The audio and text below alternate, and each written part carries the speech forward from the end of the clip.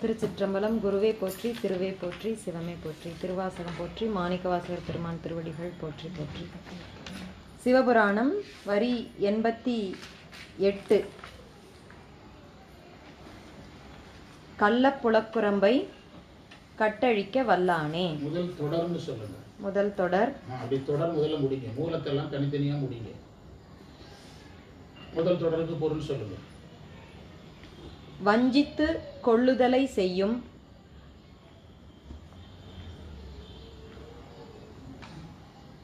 ஐம்புல அவாக்களுக்கும் இருப்பிடமான சிறிய மனையாகிய இவ்வுடம்பின் கட்டை அழிக்க வல்லானே.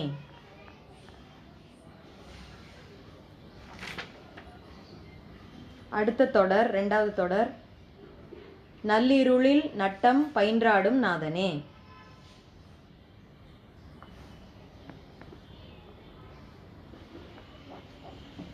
நடு இருளிலே திருக்கூத்தினை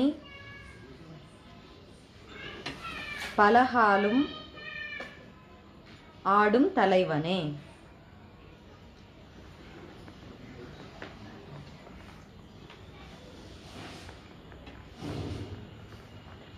அடுத்த தொடர். தில்லையுள் கூத்தனே.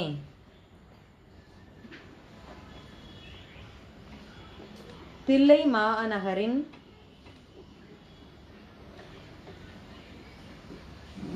மாநகரின் கண் கூத்து இயற்றுபவனே.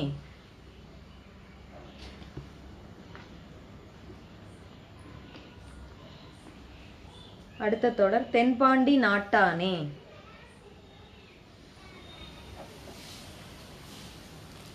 தெற்கேயுள்ள பாண்டி நாட்டை உடையவனே.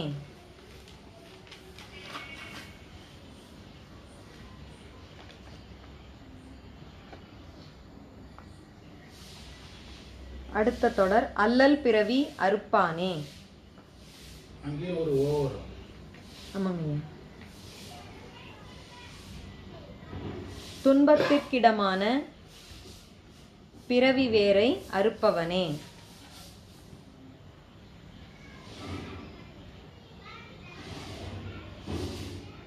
ஓ என்று, அதற்கு பொருள் ஓ என்று அரற்றி. ஓ என்று அரற்றி. சொல்லற்கரியானை. அடுத்த தொடர். சொல்லற்கரியானை. அதற்கு பொருள் சொல்லி பாராட்டுதற்கு ஆகாத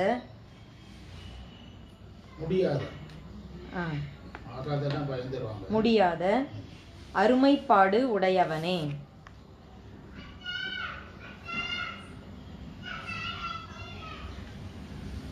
அடுத்த தொடர்.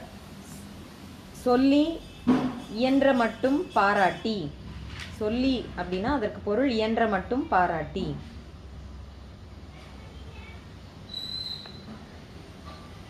திரு அடிக்கீழ் சொல்லிய. ஆமாங்கய்யா. சொல்லிக்கு அடுத்த வரி திரு அடிக்கீழ் சொல்லிய. மூலத்துல அப்படி இருக்கான்னு கேட்டேன். இல்லைங்கய்யா. அந்த இடத்துல கொண்டு கூட்டு பண்ணுவாங்க, அதை புரிய வைக்கணும். சரிங்கய்யா. சொல்லி திருவடி கீழ் தான் இருக்கு. நீங்க சொல்லிருங்க, நீங்க கண்டுபிடிச்சிடுங்க. புரிய மாத்தி மாத்தி போட்டிருப்பாங்க, பாத்துக்கிடுங்க. அதுல கொண்டு கூட்டு இருக்கும். சரிங்கய்யா. திருவடி கீழ் சொல்லிய அப்படிங்கிறதுக்கு பொருள் மாதிரி நீங்க சொல்லுங்க, அவங்க கண்டுபிடிச்சிடுவாங்க. சரிங்கய்யா. அவன் திருவடி கீழ் நின்று சொல்லிய. அவன் திருவடி கீழ் நின்று சொல்லிய.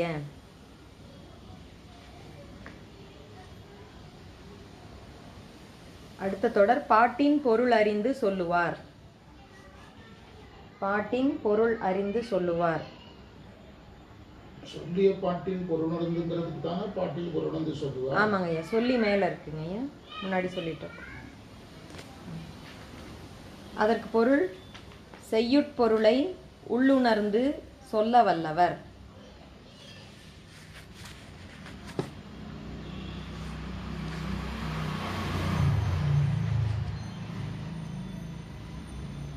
அடுத்த தொடர். சிவபுரத்திற் செல்வர். சிவபுரத்திற் செல்வர். நீங்கள் மூலத்தை பார்த்தா மாறி மாறி கிடக்கும், ஆமாங்க. அதை நீங்கள் கண்டுபிடிச்சு விடணும். அதற்கு பொருள் சிவநகரின் கண் செல்வார்கள்.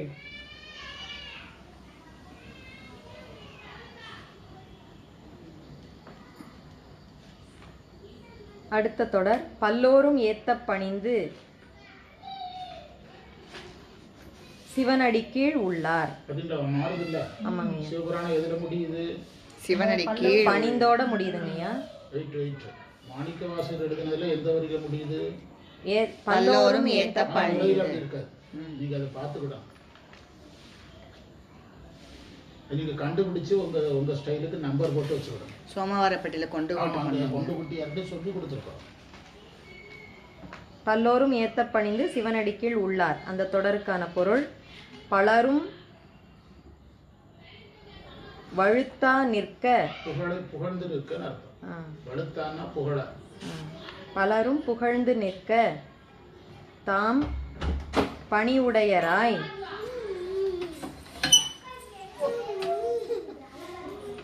சிவபிரான் திருவடியின் கீழ் இன்புற்று இருப்பர்.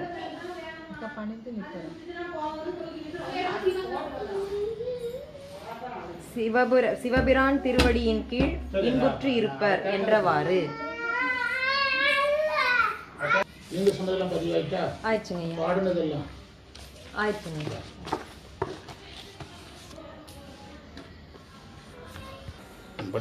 கள்ள புலக்குரம்பை கட்டழிக்க வல்லானே தொடருக்கான பொருள் வஞ்சித்து கொள்ளுதலை செய்யும் ஐம்புல அவாக்களுக்கும் இருப்பிடமான சிறிய மனையாகிய இவ்வுடம்பின் கட்டை அழிக்க வல்லவன். உடம்பு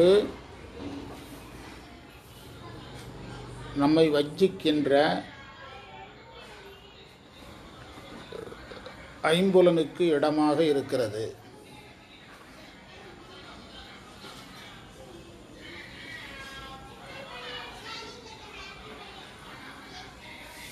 ஐம்புலன்களிலிருந்து துன்பத்திலிருந்து விடுபட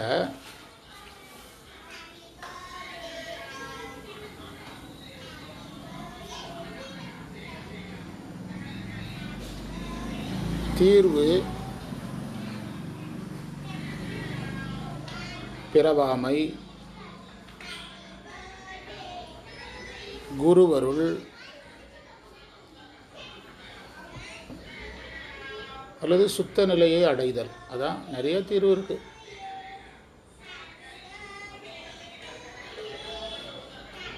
இந்த தொடர் சிவஞான போதத்தின்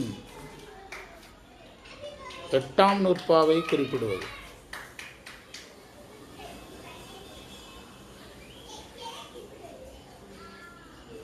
ஐம்புல வேடரின், அது முழுசா சொல்லிவிடுங்க. ஐம்புல வேடர்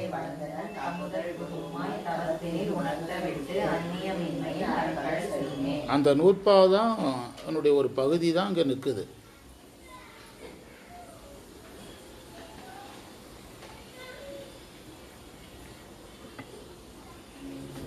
அதாவது ஐம்புலன்கள் சேட்டை செய்கிற உடம்பை அழிக்க வல்லவன்னா, கட்டழிக்க வல்லவன்னா பாசத்தை நீக்க வல்லவன்னு பொருள் எடுக்கணும்.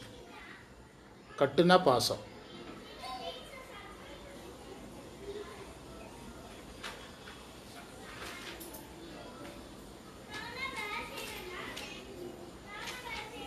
பாசத்தை நீக்கிறது யாரால முடியும்? அப்போ அதனால தான் அதில் 8ஆம் நூற்பா.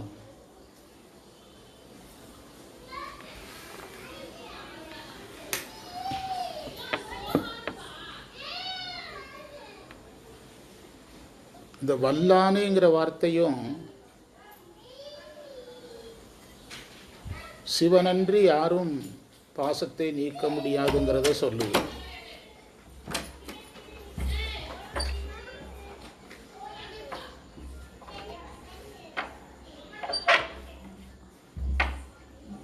கள்ளன்னு சொன்னது ஏன்னா,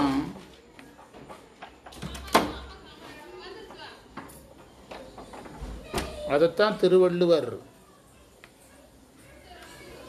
வஞ்சிப்பதோறும் அவாங்கிறார்.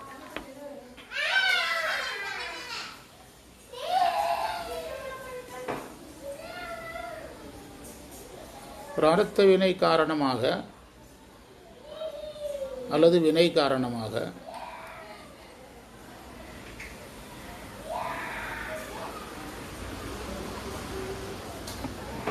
சாதகன்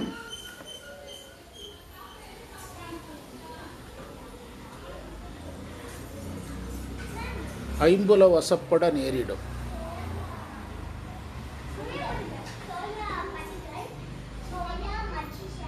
இங்கு மாணிக்கவாசகர் சொல்வது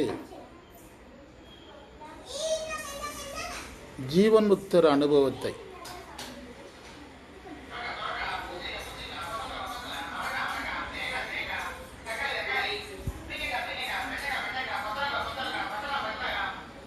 அவர்களை என்னுடைய ஜீவன் முக்தருடைய அனுபவம். அவர்கள் மலவாசனை தாக்காமல் இருக்க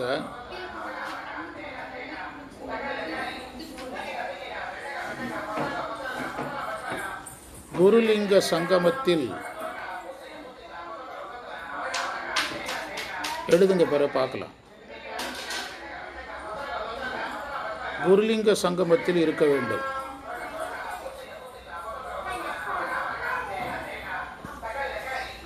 ஆனாலும்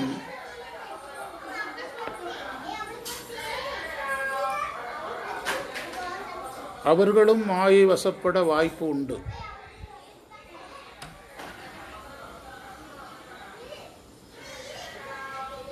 ஃப்ராக்ஷன் ஆஃப் செகண்ட்னு சொல்கிறோம்ல, சுந்தரருக்கு நடந்தது தான். ஒரு வினாடியில் சுந்தரர் பிறக்க வேண்டியதாயிற்று.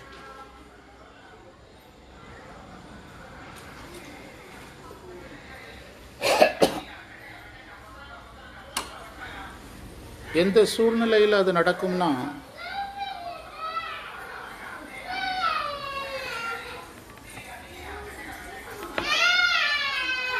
அந்த சாதகன் மாயை வசப்படுவான்.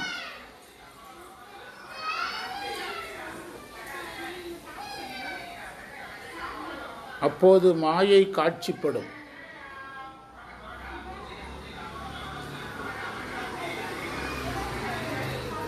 என்ன காட்சி மறையும்? சிவகாட்சி மறையும். சிவகாட்சி மறையும்.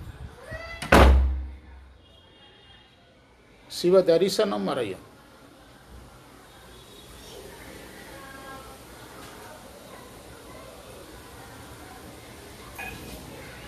அப்போ புதிய வினைகள் தோன்றும்.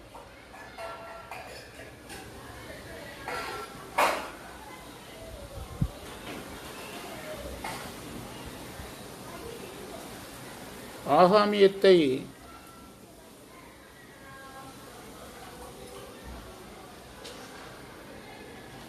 இறைவன் அளிப்பான். என்ற வினை உடலோடு ஏகும் இடையேறுவினை தோன்றி அருளே சொல்லும். அப்படி சாஸ்திரம் சொல்லுது. ஆனால் ஒருவேளை அந்த வினை பிறவிக்கு வழியாகவும் வாய்ப்பு இருக்குது.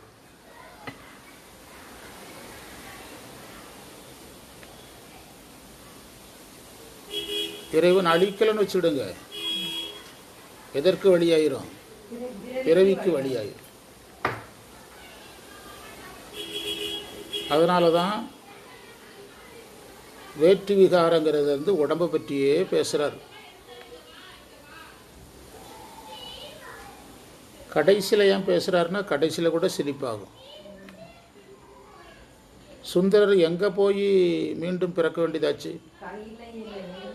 கையிலிருந்து பிறக்க வேண்டியதாச்சு.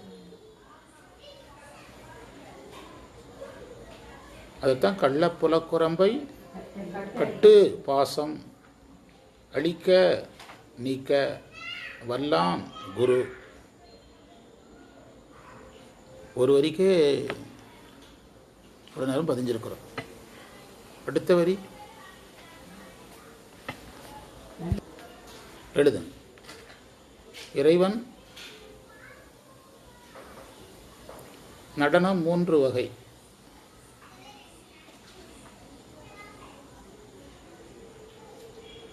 ஸ்தூலம், சூக்குமம், அதிசூக்குமம்.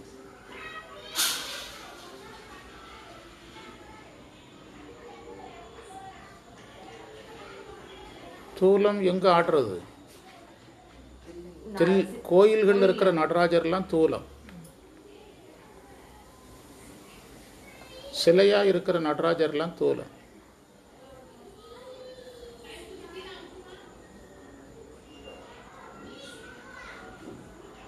சூக்குமம் என்பது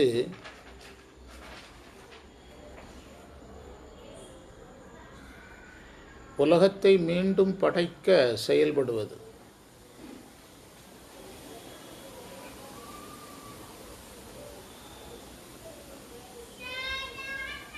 சிவஞான போதம் 2ஆம் நூற்பா. கலைச்சல் என்னது? புனருற்பவம். புனருற்பவம்.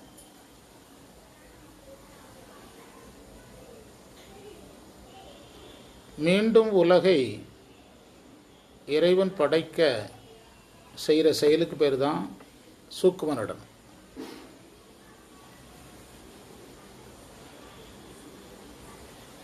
மூணாவது என்னது?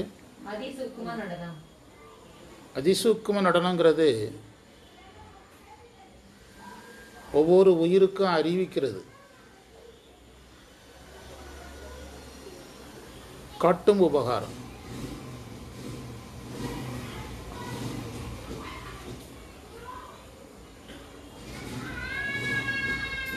ஆறாம் ஆதாரத்தில் இருந்து கொண்டு காட்டுவது.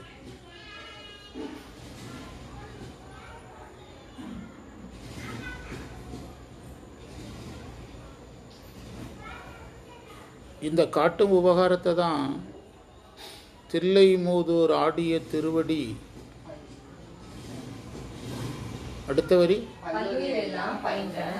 தில்லைமூதூருங்கிறது தூல நடனம். பல்லுயிரெல்லாம் பயின்றனங்கிறது அதிசூக்கும நடனம்.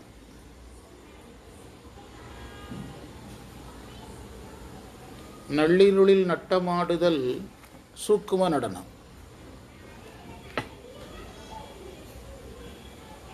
சிவபுராணம் ஒன்றை வச்சுக்கிட்டே லைஃப் முழுதும் விளக்கம் சொல்லலாம்.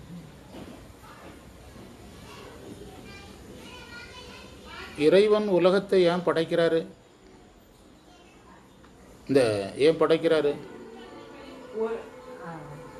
ஆணவ மலம் ஒடுங்க, தோற்றம் அலபாகம் வர சிவபிரகாசம்.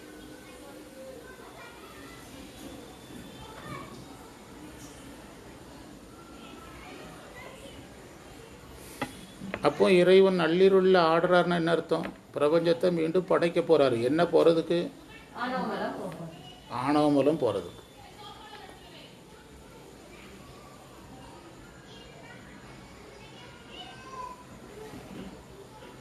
ஆணவமலம் போகணும்னா கன்மம் மாயை செயல்படணும்.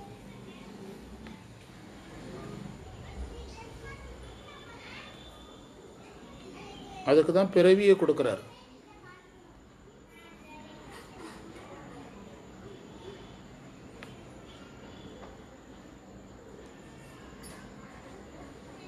ரெண்டாம் நூற்பா சொல்லி பாருங்க. அவே தானேயாய் இருவினையின் போக்குவரவு உரிய. அந்த ரெண்டாம் நூற்பா தான் நடராஜர் டான்ஸ் ஆடுறது. அவையே தானேயாய் ஒன்றாய் நிற்கிறான், பல்லுயிரெல்லாம் பயின்றனாகி ஆணையின் அருளால செய்கிறாரு, வினையின் வினையை அனுபவிக்க வைக்கிறாரு, போக்குவரவு புரிய பிறக்க வைக்கிறாரு.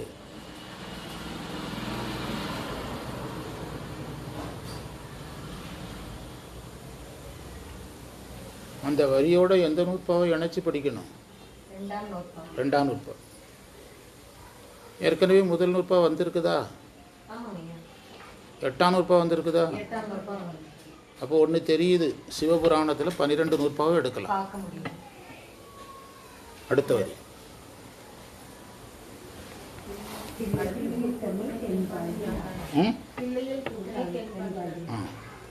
அந்த தில்லையில் கூத்தனேங்கிறது ஐந்தொழி.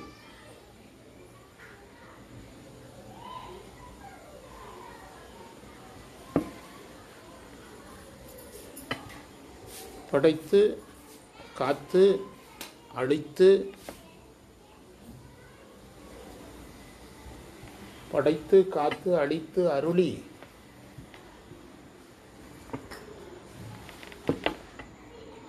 டீ சாப்பிடும். ஐந்தொழிலை படைத்து காத்து அழித்து அருளி. படைத்து காத்தல் அருளி. ஆமாம். தில்லையில் கூத்தனே ஐந்தொழில் செய்பவன். இதை மாணிக்க வாசகர் படைப்பாய் காப்பாய் துடைப்பாய் போற்றின்னு பாடினார். ஆக்குவாய் காப்பாய் அதுதான் அந்த வரி தான். அதை சைவத்தில் ஒவ்வொரு தெய்வத்து மேலேயும் ஒரு தொழில் வச்சு பார்ப்போம். 5 தொழிலையும் வச்சு பார்க்கணும்னா நடராஜர் தான். நடராஜருடைய உண்மை விளக்கத்தில் படிச்சிங்களா, உடுக்கை எதை குறிக்குது? அப்போ அவர் ஒருத்தரே 5 வேலை செய்கிறாருன்னு தானே அர்த்தம்.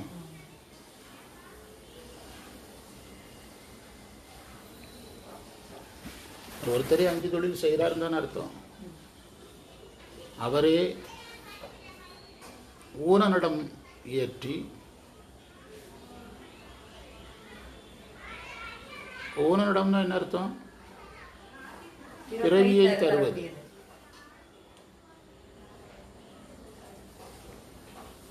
அவரே ஆனந்த நடனம் வரைக்கும் செய்கிறார். உண்மை விளக்கத்தில் இருக்கு.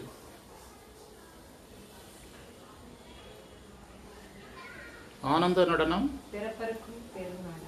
ஆனந்த நடனம் அது எல்லாம் அதில் சேர்ந்துடும். ஆனந்த நடனம்ங்கிறது பிறவியை கடந்து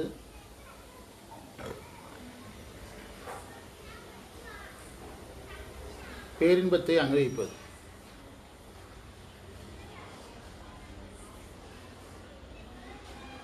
அது ஜீவன் முக்தருக்கும் உண்டு, பரமுக்தருக்கும் உண்டு.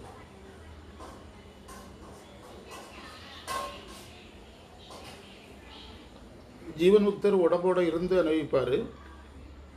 அதான் முடிவரை சொல்ல போறார். பரமுக்தர் திருவடியில் போய் அனுபவிப்பார்.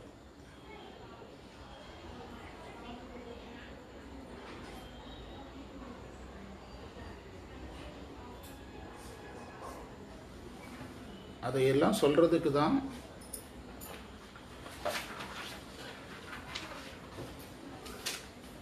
நள்ளிருள் நட்டம் சொன்னவர், சூக்கும நடனத்தை சொன்னவர் தூல நடனத்தையும் சொல்றார்.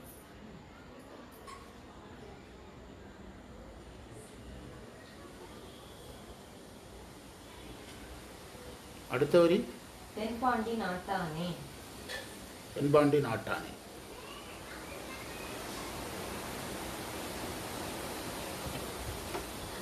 நாயன் சமயக்குறவர்கள்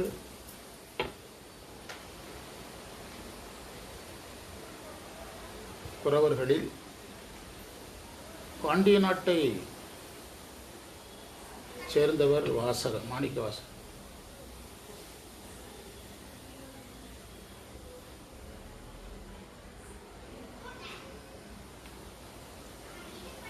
மூவர் தேவாரங்களில் சோழநாடு முதன்மையாக இருக்கும்.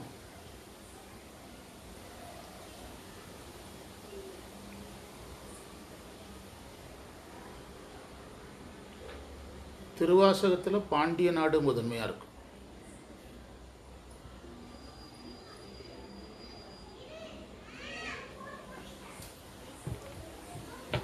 மூவேந்தர்களையும் பாண்டியனவே சிவனா பார்க்குறாரு. சேரலன் சோழன் பாண்டியன், தென்னவன் சேரலன் சோழன் அப்படி ஒரு இடத்துல சொல்றாரு.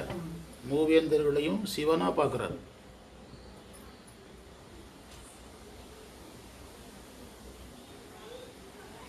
மாணிக்கவாசகர்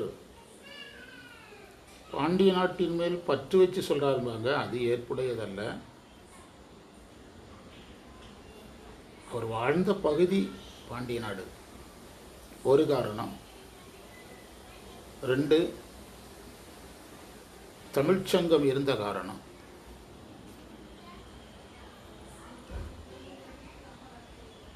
3 இதெல்லாம் மறைமலடிகள் சொல்கிறது, நான் சொல்கிறது. 3, சிவனே பாண்டியனா வந்தது எங்கே மட்டும்தான், வேறு எங்கேயும் கிடையாது. ஏதோ ஒரு நேரம் வந்துட்டு போன வரலாறு இருக்குது, ஆட்சி செய்த வரலாறு கிடையாது. சிவனே பாண்டியனா வந்த வரலாறு. ஆமாம். அதனால தான் பாண்டி நாடே பழம்பதியாகவும்னார்.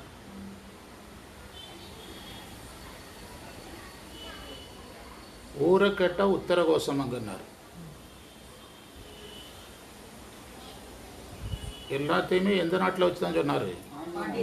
அது பற்று கிடையாது, அவர் வாழ்ந்த இடம். அந்த காலத்தில் ஒரு குறிப்பிட்ட எல்லைக்குள்ளே தான் உலகமாக தெரியும் நமக்கு. அந்த காலத்தில் இப்போ நம்மளை மாதிரி வந்து நினச்ச உடனே டெல்லி போகிற மாதிரிலாம் அப்போ போக முடியாது. அவங்கவுங்க வாழ்கிற இடம் ஒரு உலகம். அப்படி தான் எடுத்து தென்பாண்டி நாடுன்னு ஏன் சொன்னார்?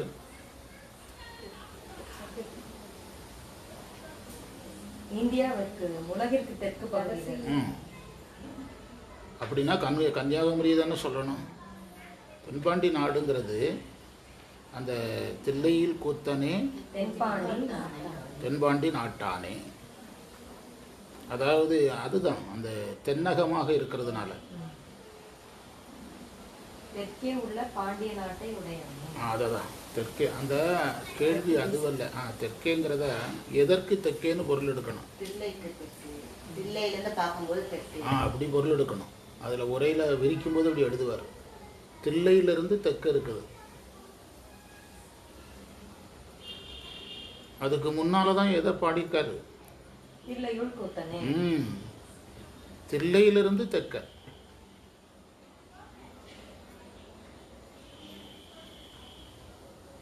தென்னாடுடைய சிவனை போற்றி அந்த வரியை இதில் இணைக்கணும். சில நூல்களில் தென்னுங்கிறதுக்கு ஞானம்னு பொருள் போட்டிருப்பாங்க.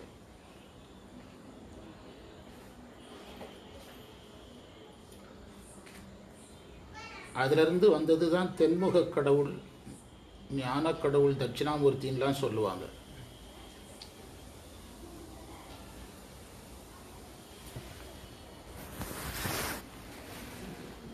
அதையெல்லாம் நம்ம வர்ற வகுப்பில் விரித்து பார்ப்போம். சிவாய நமः.